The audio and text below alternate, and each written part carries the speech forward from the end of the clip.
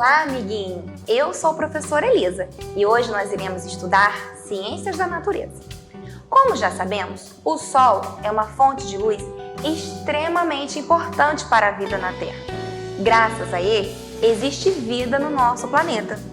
Se não fosse o Sol, a Terra seria tão gelada que ficaria impossível viver aqui.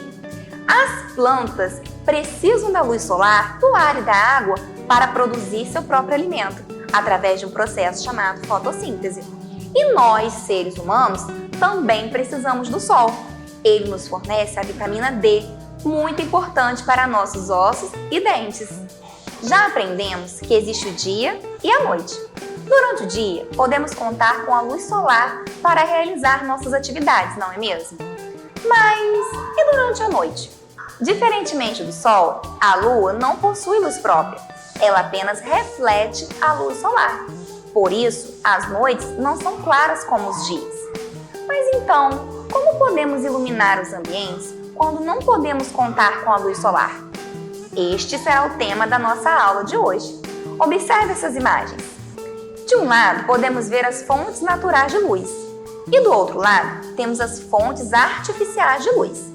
As fontes naturais, como o vagalume, o Sol e as outras estrelas, não precisam da interferência dos seres humanos, ou seja, elas são capazes de iluminar sem depender de qualquer tipo de ação humana. Já as fontes de luz artificiais, como a lâmpada, o lampião e a lanterna, necessitam da interferência humana para a sua ocorrência. Agora vamos ver algumas curiosidades. Primeiro, vamos falar sobre o lampião. Após o homem passar a dominar o uso do fogo como fonte de iluminação, começou a aprimorar seus utensílios. O lampião era um objeto caro e somente pessoas que dispunham de uma certa condição financeira podiam ter em suas casas. Ele fazia parte da iluminação de pequenas vilas que depois vieram a se tornar cidades. No Brasil, por volta de 1851, o Barão de Mauá iniciou a iluminação das ruas das pequenas vilas e cidades brasileiras com lampiões. Hoje, ele é encontrado em cidades históricas, museus, em locais que têm turismo rural. A chama do fogo, produzida por óleo, querosene ou gás, fica protegida por um tubo de vidro. Agora vamos falar sobre a lâmpada.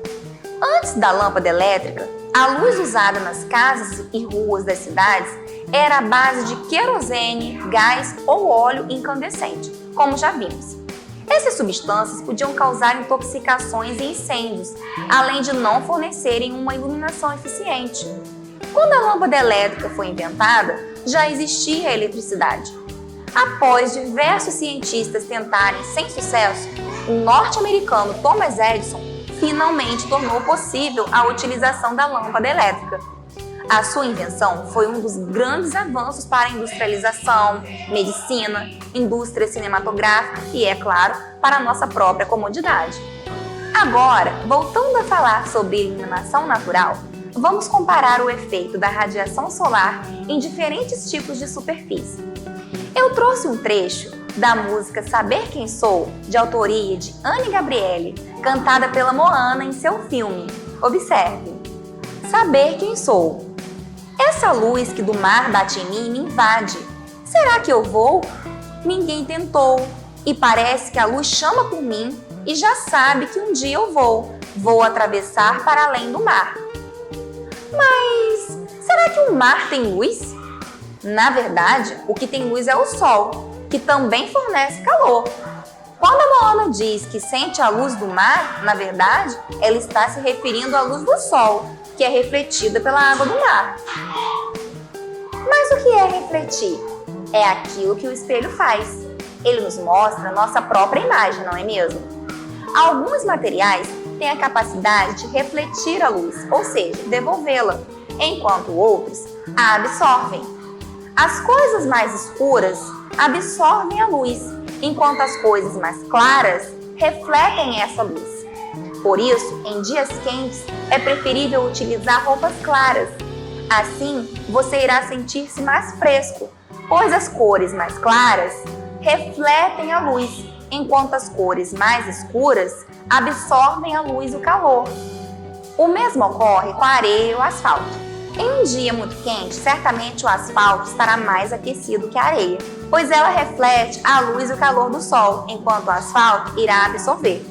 Vejamos agora o efeito da radiação solar em diferentes objetos. Quando a luz incide sobre uma superfície, pode atravessar ou não os objetos, dependendo do material de que são feitos. Vejamos primeiro os materiais opacos.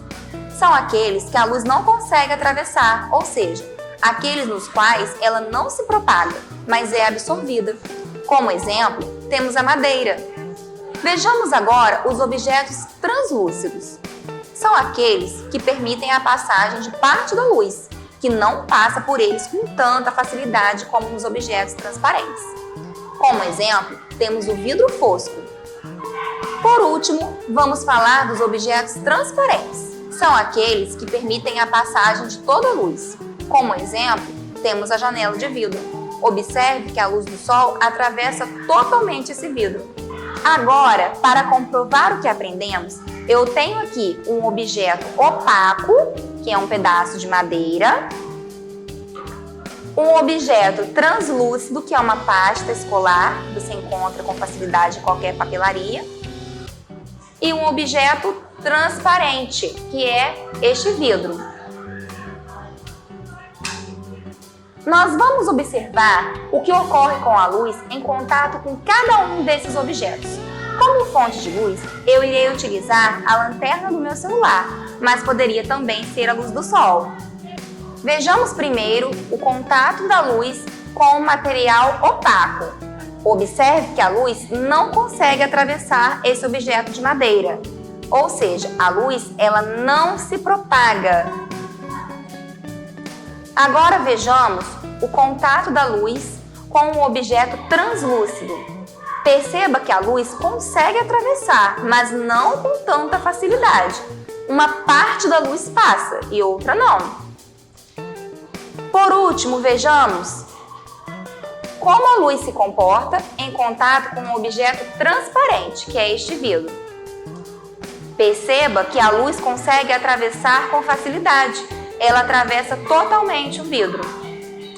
Na aula de hoje, falamos sobre fontes de luz naturais e artificiais. As fontes de luz naturais, como o sol, iluminam sem qualquer tipo de ação humana.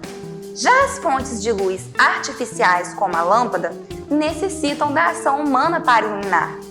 A lâmpada da sua casa, por exemplo, só ilumina se você acionar o interruptor. Em seguida, comparamos o efeito da luz em diferentes superfícies. Aprendemos que a areia e a água, por exemplo, refletem a luz. Já o asfalto, por ter uma cor escura, absorve a luz e o calor do sol. Por último, vimos o comportamento da luz diante de objetos opacos, translúcidos e transparentes.